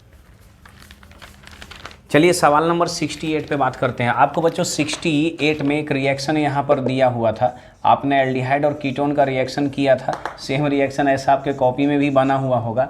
बच्चों ये जब रिएक्शन करता है, आपको पता है एल्डिहाइड और कीटोन जब रिएक्शन करेगा HCN के साथ, ये तो ऑर्गेनिक के स्टार्टिंग में आपको मिलेगा, दूसरे या तीसरे पेज में ही रिएक्शन आपको मिलेगा। बच्चों साइनोहाइड्रीन बनता है। क्या बनता है, साइनोहाइड्रीन। अब कह रहा है कि साइनोहाइड्रीन का H2SO4 और हीट के साथ रिएक्शन करेंगे, तो जैसे साइनोहाइड्रीन का रिएक्शन एसिड यानी H+ से होता है, तो ये जो है ये ऑक्सीडाइज हो जाता है COOH में, और ये चेंज कर जाता है बच्चों कार्बोक्सिलिक एसिड में। किस में चेंज कर जाता है, कार्बोक्सिलिक एसिड में। ऑप्शन नंबर 1 इसका सही जवाब होता है, यानी कार्बोक्सिलिक एसिड बच्चों हम लोग को मिल जाता है। ठीक है, चलिए 69 थियोरेटिकल सवाल है, आइए पढ़ते हैं। आपको एसर्शन और रीजन दिया है। एसर्शन में कहा है in the equation delta G is equal to, आपको फ्री एनर्जी का यानी वर्क का फॉर्मूला दिया है, delta G is equal to -NF cell. चलिए ठीक, वर्क निकालेंगे, यानी delta G free energy -NF cell होता है। कहता है कि इन द इक्वेशन ये डेल्टा G बराबर -NF cell, value of delta G depends on N, यानी डेल्टा G का वैल्यू जो है वो किस पे डिपेंड करता है, N पर। ठीक है, ऑप्शन बी में दिया है E cell is an intensive property, RG is an extensive property. बच्चों डेल्टा G का मतलब वर्क है, डेल्टा G का मतलब क्या है, वर्क या फ्री एनर्जी है। ठीक, एनर्जी एक्सटेंसिव बोला है। एक्सटेंसिव और इंटेंसिव आपने थर्मोडायनेमिक्स में पढ़ा है। जो इंडिपेंडेंट होता है अमाउंट ऑफ सब्सटेंस के, उसको इंटेंसिव बोला जाता है, और जो डिपेंडेंट होता है उसको एक्सटेंसिव बोलते हैं। मतलब जो बांटने से बढ़ जाए वो एक्सटेंसिव है, और जो बांटने से ना बटे वो कैसा है बच्चों, इंटेंसिव है। जैसे मास ले लो, जैसे 5 kg का कोई ब्लॉक है, आधा आधा करेंगे भैया तो 2.5 kg बटेगा। अगर मास बटेगा तो फिर एनर्जी भी बटेगा, क्योंकि E बराबर mc² में एनर्जी और मास दोनों रिलेटेड है। तो फ्री एनर्जी एनर्जी है, एक्सटेंसिव प्रॉपर्टी है। दोनों करेक्ट था, यानी ऑप्शन ए और बी, यानी एसर्शन और रीजन दोनों करेक्ट था, लेकिन रीजन जो है वो करेक्ट एक्सप्लेनेशन किसका था, एसर्शन का। इसलिए सवाल नंबर 69 का ऑप्शन नंबर 4 जो है बच्चों करेक्ट जवाब होता। आप क्वेश्चन अपने पास रखेंगे, मैं ऐसे क्वेश्चन आपको लिंक में दे दूंगा, वहाँ से आप सवाल भी देख सकते हैं। सवाल आप देखेंगे कौन कौन सा सवाल आया है, और आप मैच करके आप बनाने की कोशिश करेंगे जितना आपसे बनता है बच्चों। चलिए आइए 70 नंबर क्वेश्चन पे बात करते हैं। ठीक, बड़ा अच्छा सवाल पूछ रहा है, among the following the total number of species not having 8 electron in outer shell. कुछ स्पेसिस आपको दिया था, जैसे NH3 दिया था, AlCl3। बच्चों ये सब तो ऐसे ही देख करके आपको सॉल्व करना चाहिए, ऐसे ही बस, इसमें कुछ नहीं है। इसमें पूछा है किसमें 8 इलेक्ट्रॉन नहीं है, इलेक्ट्रॉन डेफिशिएंट। जैसे बेरिलियम क्लोराइड में 2 क्लोरीन जुड़ा हुआ है, इसके पास 4 ही इलेक्ट्रॉन है, तो इसके पास 8 इलेक्ट्रॉन, ऑक्टेट पूरा नहीं है। फॉस्फोरस तो ऑलवेज ऑक्टेट पूरा करेगा ही, कार्बन तो 4 बॉन्ड बनाया ही था, नाइट्रोजन 3 बॉन्ड बनाया था, एक लोन पेयर तो उसके पास था ही, 8 तो पूरा कर ही लिया है। तो आपको बेरिलियम के साथ प्रॉब्लम है, AlCl3 भी प्रॉब्लम में रहेगा, क्योंकि जब तक कि डाइमर नहीं बनाएगा, 2 4 और 2 कितना हुआ 6, तो इनके पास 6 ही इलेक्ट्रॉन है। जब तक कि डाइमर नहीं बनाएगा बच्चों इनका ऑक्टेट सेटिस्फाई ही नहीं होगा। तो इन 4 में से, इन 5 में से 2 ही मॉलिक्यूल ऐसे हैं जिनके पास 8 इलेक्ट्रॉन पूरा नहीं हुआ है, उसमें एक AlCl3 है और दूसरा क्या है बच्चों, BeCl2। ठीक है, चलिए नेक्स्ट सवाल पे बात करते हैं। सवाल नंबर 71 पे बात करते हैं। ठीक है, सवाल नंबर 71 पे N2 मॉलिक्यूल का मॉलिक्यूलर ऑर्बिटल थ्योरी हम लोग को लिखना था। तो N2 में टोटल कितने इलेक्ट्रॉन हैं बच्चों, 14 इलेक्ट्रॉन। केस नंबर 1 में आपको पता है 14 या 14 से कम इलेक्ट्रॉन रहेंगे। केस 1 आपको यूज़ करना है, यानी ये वाला ऑर्डर, सिग्मा 1s होता है, उसके बाद anti bonding sigma star 1s है, उसके बाद सिग्मा 2s है, ये इनऑर्गेनिक का सवाल है, और उसके बाद सिग्मा स्टार जो है वो क्या है बच्चों, 2s। अब यहाँ से सिग्मा 2pz है, और उसके बाद पाई 2px बराबर पाई 2py। इसमें कुछ करना नहीं है, तो ऑर्डर मैंने सभी बच्चों को इसको तो याद ही रखना है। अभी देखो क्या होता, 14 इलेक्ट्रॉन से अगर ज़्यादा होता, इसके बाद आगे क्या होता, आगे सिग्मा स्टार 2pz होता, पाई स्टार 2p x बराबर पाई स्टार 2p y हो जाता है बच्चों ये मॉलिकुलर ऑर्बिटल थ्योरी हो गया। इस मॉलिकुलर ऑर्बिटल थ्योरी में हमको N2 का पूछा था, तो ये जो सिग्मा 2pz है, ये सिग्मा 2pz कहाँ रह जाता है बच्चों, सिग्मा 2pz कहाँ चला जाएगा पीछे। अगर कितना इलेक्ट्रॉन का बात किया जाए 14 इलेक्ट्रॉन बच्चों, अगर 14 इलेक्ट्रॉन से ज़्यादा होता तो ये सिग्मा 2pz यहाँ आ जाता जहाँ से इसको हटाया गया था। तो ये वाला जो ऑर्डर है ये आपका करेक्ट होता और इसके लिए ऑप्शन नंबर 4 जो है, ये ऑप्शन नंबर 4 आपका सही जवाब होता। ठीक है बच्चों, चलिए बच्चों अब सवाल नंबर 72 पे बात करते हैं। 72 सवाल जो है आपका सॉलिड स्टेट से सवाल है बच्चों। कह रहा है 72 में कि एक सॉलिड जो है 2 एलिमेंट से बना हुआ है, एक ए और दूसरा क्या है बच्चों, बी है। चलिए ठीक है भैया, 2 एलिमेंट से बना हुआ है।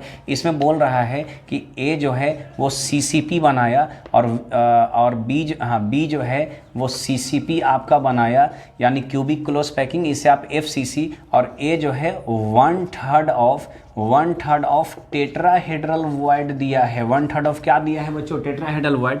और पूछा है कि अगर सॉलिड का फॉर्मूला AX BY है तो X और Y का जोड़ बताना है। X और Y का क्या बताना है, जोड़। बच्चों आपने ऐसा 1/3 2/3 का कई सवाल किया है। आइए ज़रा पहले फॉर्मूला निकालते हैं। B क्या बनाया है, CCP में नंबर ऑफ एटम कितना है, 4, तो B के नीचे तो 4 हो गया। अच्छा, जितना नंबर ऑफ एटम रहेगा उतना ऑक्टाहेड्रल वॉइड रहेगा, तो ऑक्टाहेड्रल 4 और टेट्रा कितना हो गया, 8। सवाल में बोला है टेट्रा कवर हो रहा है कितना भैया, 1/3 का मतलब 1/3 इंटू 8, तो क्या टेट्राहेड्रल वॉइड बोलो 1/3 इंटू 8 यानी 8/3 बोलो, क्या लिख सकते हैं, तो ए के नीचे बोलो 8 क्या हो जाएगा, 3 हो जाएगा। 1/3 टेट्राहेड्रल वॉइड। बच्चों इसको मल्टीप्लाई करो, 4 तिया कितना हो जाएगा 12, तो बी कितना हो जाएगा 4, तो 4 दूनी 8, 4 तिया 12, यहाँ 2 लिख सकते हैं, यहाँ कितना लिख सकते हैं 3 और 2 कितना हो गया 5, यानी 2 + 3 = 5 जो है इसका करेक्ट जवाब हो जाता। और इसमें ऑप्शन नंबर 4 पे आपको टिक कर देना था कि x + y का जोड़ जो है वो कितना के बराबर, 5 के बराबर। चलिए ठीक है, आइए सवाल नंबर 73 पे बात करते हैं बच्चों। नॉर्मल सवाल है, ये थ्योरेटिकल है कि the stability of Cu2+ is more than Cu+ in aqueous solution. भैया कह रहा है कि Cu+2 ज़्यादा स्टेबल Cu+ है एक्वस सोल्यूशन में। जब एक्वस सोल्यूशन का बात है तो आपको हाइड्रेशन एनर्जी पे टिक कर देना है, यानी सवाल नंबर 73 का ऑप्शन नंबर 2 जो है वो करेक्ट जवाब होगा, हाइड्रेशन एनर्जी। ठीक है, आइए सवाल नंबर 74 पे बात करते हैं बच्चों। रिएक्शन है, बढ़िया रिएक्शन है, सैंडमियर और गैटरमैन रिएक्शन आपको याद होगा।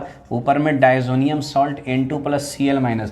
पहला में बोला है Cu2Br2 क्यूपरस क्लोराइड और HBr से रिएक्शन कराओ। ठीक है भैया, दूसरा रिएक्शन हमको Mg और ड्राई ईथर से कराना है। चलिए ये आपका ग्रिग्नार्ड रिएजेंट Gr बनेगा। और तीसरा में हाइड्रोलाइसिस यानी पानी से रिएक्शन कराना है। ठीक है, और यहाँ से हमसे प्रोडक्ट पूछा है बच्चों। सबसे पहले ये जब इसके साथ रिएक्शन करेगा, सैंडमियर या गैटरमैन में आपने पढ़ा था जैसे Cu2Cl2 और HCl होता तो क्लोरोबेंजीन बनता। Br है तो क्या बनेगा, ब्रोमोबेंजीन। तो फर्स्ट जब इससे रिएक्शन होगा तो ये रिएक्शन करके यहाँ पे आपका ब्रोमोबेंजीन बना लेगा। क्या बना लेगा बच्चों, ब्रोमोबेंजीन। चलिए एक स्टेप खत्म हो गया।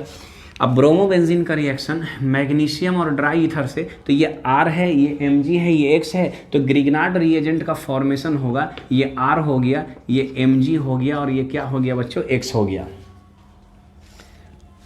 अब ये एक ऑप्शन में आपको दिया था ऑप्शन नंबर 2 में, तो भैया इस पर टिक नहीं मारना था, क्योंकि अभी इसके बाद 3 नंबर रिएक्शन है। किसके साथ, पानी के साथ। पानी जब यहाँ से आएगा तो पानी से हमको क्या मिलेगा बच्चों, पानी में 2 पार्ट हो गए, H+ और क्या है OH-। जैसे पानी से अब हम लोग इसको ऐड कराएंगे तो बेंजीन रिंग पर क्या आ जाएगा भैया, OH। क्या आ जाएगा, OH, सॉरी बेंजीन रिंग पर क्या आ जाएगा बच्चों, H। क्योंकि अब यहाँ से क्या होगा कि ग्रिग्नार्ड रिएजेंट जो है हाईली रिएक्टिव है। इसका 2 रिएक्शन होता है, पहला एसिड बेस रिएक्शन है और दूसरा इलेक्ट्रोफाइल न्यूक्लियोफाइल है। तो यहाँ से ये हाइड्रोजन निकाल लेगा। क्या निकाल लेगा, हाइड्रोजन। RMgX में R- हाईली रिएक्टिव है, तो रिएक्शन इस वाले पार्ट का होगा। तो ये जो R- है यहाँ से एसिडिक हाइड्रोजन को निकालेगा। किसको निकालेगा, एसिडिक हाइड्रोजन। आपने पढ़ा था ऑक्सीजन से जुड़ा हुआ हाइड्रोजन कैसा होता है, एसिडिक। और बस ये H को ऐसे रखो या सिर्फ बेंजीन रिंग बना करके छोड़ दो। ऑप्शन नंबर 1 में आपका बेंजीन रिंग बना हुआ था बच्चों। ये वाला जवाब जो है आपका सही जवाब होता है। चलिए सवाल नंबर 75 पे बात करते हैं बच्चों। इसमें आपको 2 स्टेटमेंट दिया था। स्टेटमेंट 1 में दिया था a unit form by the attachment of base 1 at 1' position of sugar is known as nucleoside. तो आपको याद रखना है, बायोमोलिक्यूल का ये सवाल पूछा था कि बेस और शुगर जब आपस में मिलते हैं तो ये न्यूक्लियोसाइड बनता है बच्चों, और बेस कहाँ ऐड होता है 1' पे, ठीक है। When nucleoside is link to phosphoric acid, और फॉस्फोरिक एसिड कहाँ ऐड होता है 5' पे, तब न्यूक्लियोटाइड बनता है। क्या बनता है? न्यूक्लियोटाइड। जनरल सवाल था बायोमोलिक्यूल का, इसमें स्टेटमेंट 1 और स्टेटमेंट 2 दोनों करेक्ट था, यानी ऑप्शन नंबर 4 पे आपको टिक करना था, यानी सवाल नंबर 75 का ऑप्शन नंबर 4 जो है वो करेक्ट जवाब हो जाता। आइए 76 पे बात करते हैं। अभी थियोरेटिकल नॉर्मल सवाल है, पूछ रहा है which of the following statement is correct, कौन सा स्टेटमेंट करेक्ट है। पहला में दिया था, ये बायोलॉजिकल सवाल था बच्चों, यहाँ से थोड़ा केमिस्ट्री बायोलॉजी मिक्स था। पूछा था all enzyme that utilise ATP in phosphate transfer require calcium. कह रहा है कि जो फॉस्फेट ट्रांसफर में फॉस्फेट ट्रांसफर रिएक्शन जो होता है उसमें एंजाइम जो है वो कैल्शियम का यूज़ करता है, लेकिन बच्चों कैल्शियम यूज़ नहीं होता है, वहाँ पे मैग्नीशियम यूज़ होता है। दूसरा में पूछा है the bone in human body is inert and unchanging. कह रहा है कि बोन इनर्ट है, यानी रिएक्शन नहीं करेगा, अनचेंजिंग, चेंज नहीं होता है। भैया यही तो गलत है, बोन इनर्ट नहीं होता है और बोन का नेचर जो है वो कैसा होता है, चेंज होता है।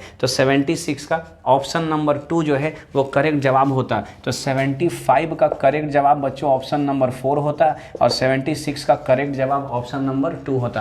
5 सवाल ऐसे थे जो कि जनरल नॉलेज पे बेस्ड थे, आपको केमिस्ट्री से कोई लेना देना नहीं था, नॉर्मल सवाल थे, आपको टिक करके आना था। चलिए भैया सवाल number 77, which of the following reaction will not give primary amine as product. कह रहा है इसमें से कौन सा रिएक्शन प्राइमरी अमाइन नहीं देगा।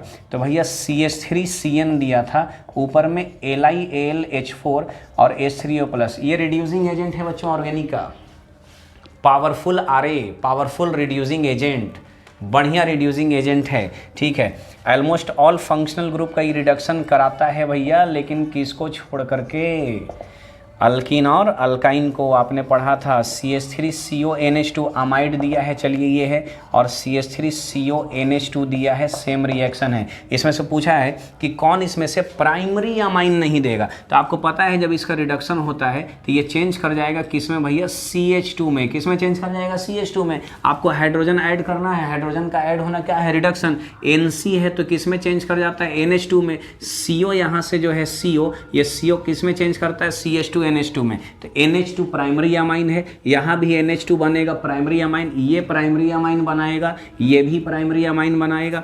तो अच्छा, इसमें 2 हाइड्रोजन कहाँ से आया, याद रखना है। एक हाइड्रोजन हमको रिड्यूसिंग एजेंट से मिलता है और दूसरा हाइड्रोजन कहाँ से, सॉल्वेंट से। अंडर मैकेनिज्म है तो आप उतना डिटेल में जाने का ज़रूरत नहीं, डायरेक्ट बना सकते हैं। और ये रिएक्शन ज़रा याद करो, हॉफमैन ब्रोमामाइड रिएक्शन है भैया। यहाँ पे एरो पे Br2KOH दिया है, हॉफमैन ब्रोमामाइड HBr रिएक्शन, जहाँ CO हटा देंगे और CO हटा देंगे तो प्राइमरी अमाइन CH3NH2 बन जाएगा। तो भैया ये भी हॉफमैन ब्रोमामाइड तो प्राइमरी अमाइन बनाने के लिए जाना जाता है। और GPS रिएक्शन गैब्रियल थैलीमाइड भी प्राइमरी अमाइन, 2 साइंटिफिक रिएक्शन है अपने ऑर्गेनिक में। चलिए प्राइमरी अमाइन बना, लेकिन कहाँ, हाँ यहाँ आपका CN जो है वो किस में चेंज किया, CH2 में। इसमें कोई प्राइमरी अमाइन नहीं बनेगा, तो ऑप्शन नंबर 1 जो है वो आपका करेक्ट जवाब होता कि कौन इसमें से प्राइमरी अमाइन नहीं देगा। तो 77 का ऑप्शन नंबर 1 जो है बच्चों करेक्ट जवाब होता है, ठीक है। चलिए अब आगे बात करते हैं, सवाल नंबर 78 सवाल जब तक मैं लिख रहा हूँ बच्चों आपको ज़रा याद करना है, याद ज़रा कर, इससे कुछ नहीं बच्चों, इतना बड़ा दिया है, इससे कुछ नहीं है, इससे कोई ऐसा कोई भारी बात नहीं है। आपको मैंने बता रखा है क्लीमेंसन और उल्फ किस्नर रिडक्शन आपने पढ़ा होगा। तो देखिए ये रिएक्शन है, एरो पे ZnHg और HCl, ये देख करके बच्चे समझ जाते हैं कि क्या है।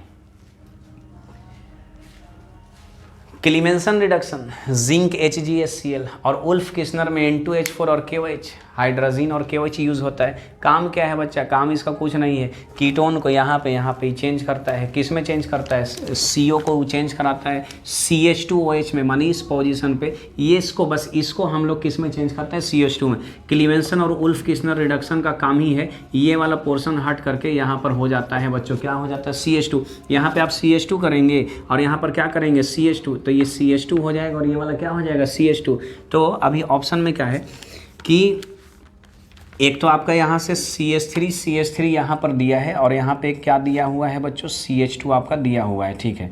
और ये आपका CH3 है। तो इसमें कुछ करना नहीं है, इस पोजीशन पे सिर्फ क्या लाना है बच्चों, CH2। तो सेम सवाल है, मैं इसी में कर दे रहा हूँ। इसको यहाँ से हटा देंगे, हटाने के बाद भैया ये CH2 तो है ही, इसको भी यहाँ से हटा देंगे तो भैया ये CH2 है ही। ऐसा वाला आपको मिलेगा ऑप्शन नंबर 4 में। ऑप्शन नंबर 4 जो है आपका सही जवाब होता है। इसमें कोई मैकेनिज्म की ज़रूरत नहीं है क्योंकि साइंटिफिक रिएक्शन था, डायरेक्ट आप यहाँ से बना सकते हैं। कॉन्सेप्ट पता है तो आप बिल्कुल ईजिली सॉल्व कर सकते हैं। आइए सवाल नंबर 79 पे बात करते हैं बच्चों। यहाँ पे मैचिंग दिया गया था, एक तरफ लिस्ट ए, एक तरफ लिस्ट बी। ए में दिया था ऊपर में कोक, कोक माने कार्बन है। यहाँ से कार्बन किसका काम करता है, रिड्यूसिंग एजेंट का काम करता है। तो ए का तो आपको 3 पे टिक मार देना था। दूसरा में आपको डायमंड दिया था, भैया डायमंड में कार्बन का हाइब्रिडाइजेशन जो है वो डायमंड में कार्बन डायमंड जो है उसमें केज लाइक स्ट्रक्चर है, जाल के जैसा, इसलिए वेरी हार्ड मटेरियल होता है। ग्राफाइट क्या है भैया, तो ग्राफाइट आपका ड्राई ल्यूब्रिकेंट है, आपका सूखा ल्यूब्रिकेंट होता है। तो ए का ऑप्शन आपको 3 था और डी का ऑप्शन क्या था, 2 था। तो ए 3 और डी अगर 2 हो गया, बाकी ऑप्शन आपको ऐसे ही मिल जाता। यानी 79 का जो जवाब है उसका ऑप्शन नंबर 3 जो है उसका करेक्ट जवाब हो जाता। बिल्कुल नॉर्मल सवाल था बच्चों, नॉर्मल आसानी से डायरेक्ट टिक करने वाला। आइए 80 नंबर सवाल पे बात करते हैं। इनऑर्गेनिक का सवाल है, कह रहा है कि among the given option which of the following act as Lewis acid. पूछा है कि इसमें से कौन लेविस एसिड है। H2O है, BF3 है, OH माइनस है और क्या है बच्चों, NH3। लेविस एसिड और लेविस बेस का डेफिनेशन याद करिए। लेविस एसिड क्या है, लोन पेयर अगर एक्सेप्ट करेगा तो उसको एसिड बोलेंगे, और लोन पेयर अगर डोनेट करेगा बच्चों तो उसको लेविस क्या बोलेंगे, बेस बोला जाएगा। तो नाइट्रोजन के पास लोन पेयर है, भैया ये तो लोन पेयर दे सकता है, तो देने वाला बेस हो गया। पानी में ऑक्सीजन के पास 2 लोन पेयर है। इनऑर्गेनिक में सब तो आपने पढ़ रखा है, लोन पेयर दे सकता है। इसमें तो ऑलरेडी माइनस है, आप माने दे सकता है। और ये तो फेमस एग्जांपल था NH3BF3 का, जहां NH3 डोनर होता और बोरोन तो इलेक्ट्रॉन डेफिशिएंट है। अभी एक सवाल भी हम लोग किया था, तो बोरोन तो 3 बॉन्ड यहाँ पे बनाया है, भैया इलेक्ट्रॉन की कमी है, वो इलेक्ट्रॉन इसको कहीं से भी मिल सकता है। तो इलेक्ट्रॉन लेने वाला क्या हो जाता है बच्चों, एसिड। इलेक्ट्रॉन लेने वाला क्या होता है, एसिड, और इलेक्ट्रॉन देने वाला क्या होता है, बेस। तो ऑप्शन नंबर 2 पे आपको टिक करना था, यानी BF3 पे आपको टिक करना था। तो सवाल नंबर 80 का जवाब हो गया बच्चों BF3, यानी ऑप्शन नंबर 2 पे आपको टिक करना था। ठीक है, चलिए अब यहाँ से आगे चलते हैं। चलिए तो अब सवाल नंबर 81 पे बात करते हैं बच्चों। क्वेश्चन बाय क्वेश्चन मैं आपको सॉल्यूशन बता रहा हूँ, कौन से चैप्टर से पूछा है, कहाँ से पूछा है, सब आपको बता रहा हूँ। इसलिए एक एक चैप्टर बिल्कुल पढ़ना ज़रूरी है बच्चों एग्जाम में बैठने से पहले, नहीं तो सॉल्व नहीं कर पाएंगे आप। चलिए सवाल नंबर 18 में पॉलीमर से सवाल पूछा था कि which of the following molecule on polymerisation produce neoprene. Neoprene आपको पता है, नियोप्रीन क्लोरोप्रीन से बनता है, और क्लोरोप्रीन का फॉर्मूला जो है CH2 double bond CH, CH double bond CH2, और ऊपर में क्या रहेगा, Cl। ऑप्शन नंबर 1 में ये दिया हुआ था, इसको क्लोरोप्रीन बोलते हैं। इसी से एक रबड़ बनता है जिसको नियोप्रीन बोला जाता है। जैसे हम लोग जैसे शू यानी जूता या चप्पल पहनते हैं तो उसका जो सोल है, उसका जो हील है, वो हील बनता है किससे बच्चों नियोप्रीन से। और नियोप्रीन जो बनता है वो किससे बनता है, क्लोरोप्रीन। तो नियोप्रीन क्या है, रबर है। रबर का 4 टाइप आपने पढ़ा था, बुनाइन होता था, बुनाइस होता था, नियोप्रीन होता था, और एक अपना नेचुरल रबर है, याद करो natural rubber, natural rubber, cis isomer natural rubber. चलिए ठीक है, आइए सवाल नंबर 82 पे बात करें। कह रहा है कि कुछ ट्रैंक्युलाइजर के नाम हमने दिए हैं। बारबीट्यूरेट्स कौन है, यानी बारबीट्यूरिक एसिड से। केमिस्ट्री ने एवरीडे लाइफ में आपने पढ़ा है कि बारबीट्यूरिक एसिड से जितना भी प्रोडक्ट निकलता है उससे हाइप्नोटिक दवाएं बनती है, यानी नींद लाने वाली दवाएं बनती है। तो उसमें सीकोनल है, वेरोनल है, अमाइटल है, निम्बोटल है। तो उसमें एक ऑप्शन दिया था वेरोनल, यानी सवाल नंबर 3 जो है उसका करेक्ट जवाब होगा। ठीक है, तो ये डायरेक्ट आप टिक कर सकते हैं। आप माने नॉर्मल है, इतना पढ़े हैं तो इसको बिल्कुल आप आसानी से टिक मार सकते हैं। दोस्तों 83 पे आ जाइए।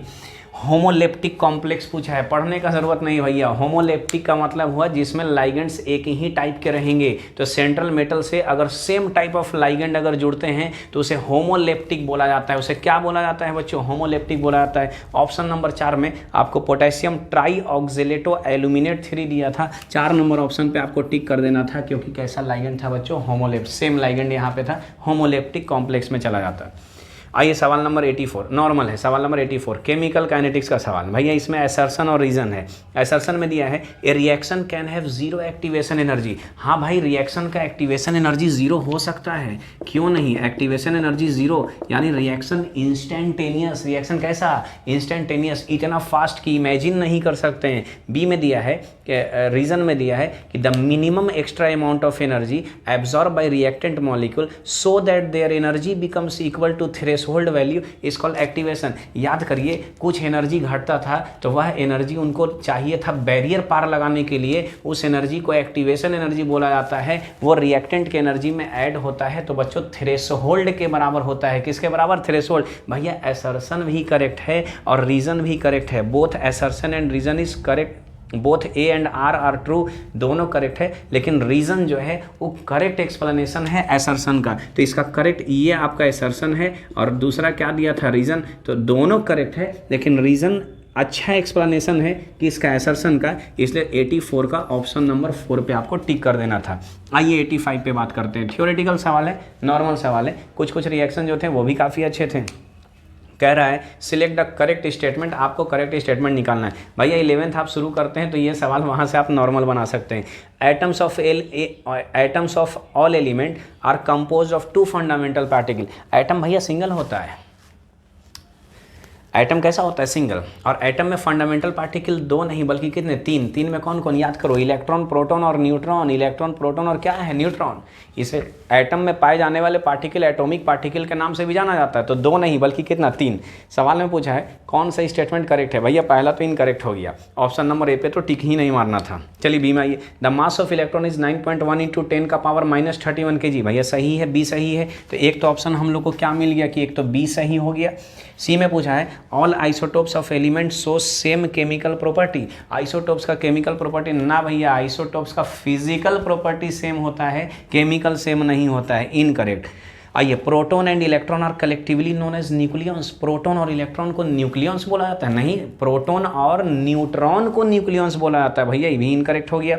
Dalton's atomic theory regarded the atom as ultimate particle of matter. Dalton's ने बताया था कि मैटर का जो अल्टीमेट पार्टिकल है उसे क्या बोला जाता है? एटम बोला जाता है। तो ऑप्शन नंबर बी और ऑप्शन नंबर ई जो है वो करेक्ट है। एक ऑप्शन में आपको बी सी ई दिया हुआ है। दोस्तों सी में आपसे कहा था कि isotopes of elements of chemical property.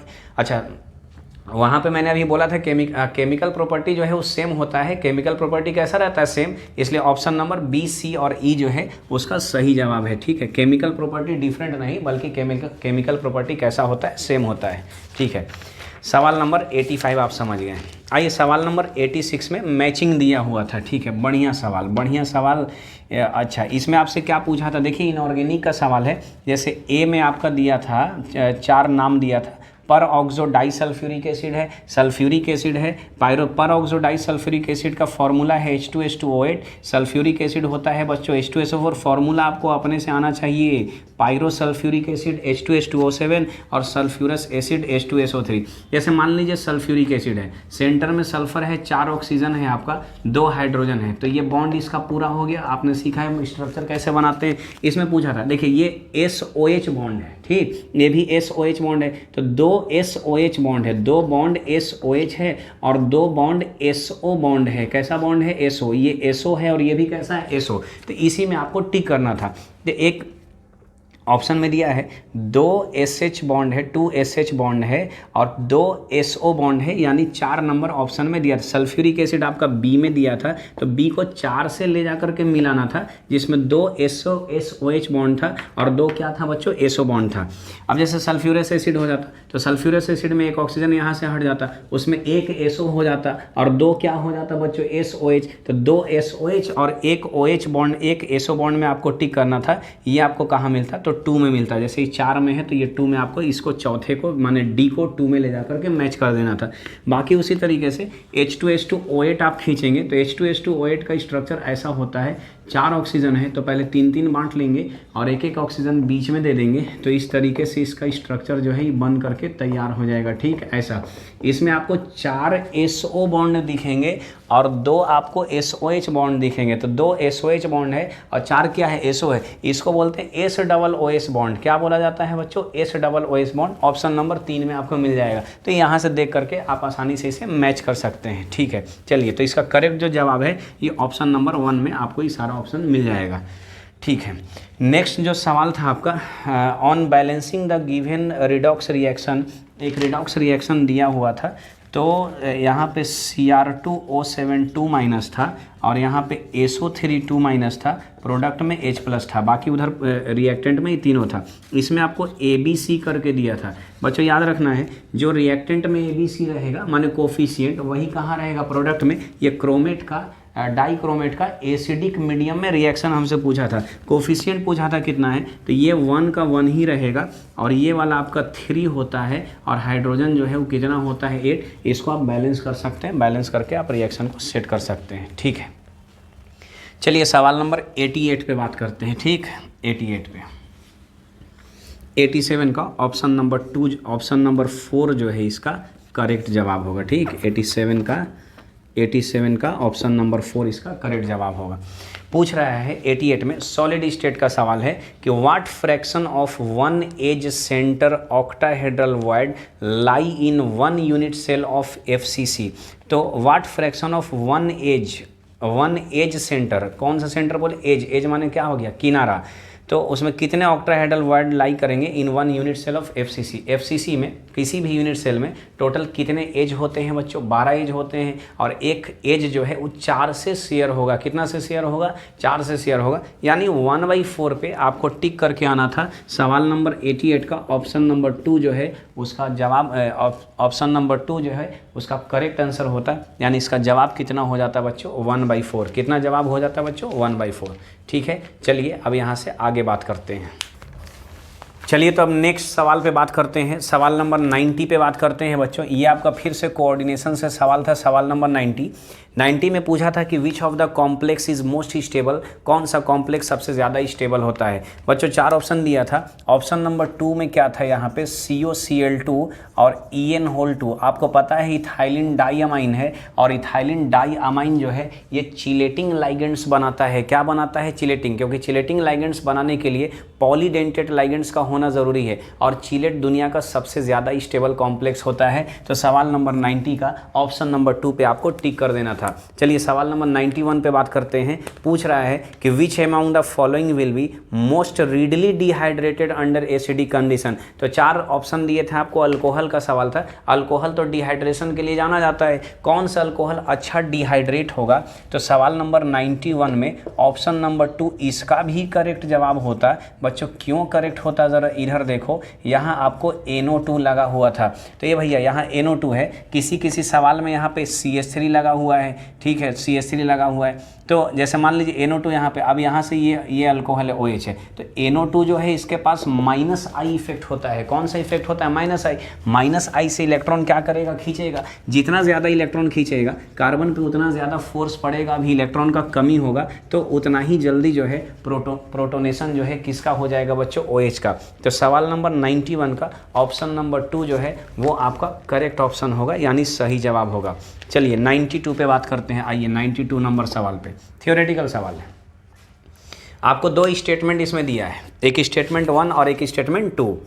पूछा है कि ये आपका बायोलॉजी का सवाल है। बायोलॉजी आपका 12th आप पढ़ करके गए होंगे, लास्ट में आपने इकोसिस्टम ये सब पढ़ा है तो वहाँ आपको मिलेगा। The nutrient deficient in water leads to eutrophication. पानी में जब न्यूट्रिएंट की कमी होती है तो इस प्रोसेस को यूट्रोफिकेशन बोला जाता है। सही है, eutrophication leads to decrease in level of oxygen. हाँ भैया, तो यूट्रोफिकेशन से पानी में ऑक्सीजन का लेवल घटता है और लेवल घटता है तो जो एक्वेटिक लाइफ है उससे प्रॉब्लम आता है। यानी स्टेटमेंट 1 और स्टेटमेंट 2 दोनों करेक्ट था, यानी 92 का ऑप्शन नंबर 4 पे बच्चों आपको टिक करना था कि स्टेटमेंट 1 और स्टेटमेंट 2 दोनों करेक्ट था।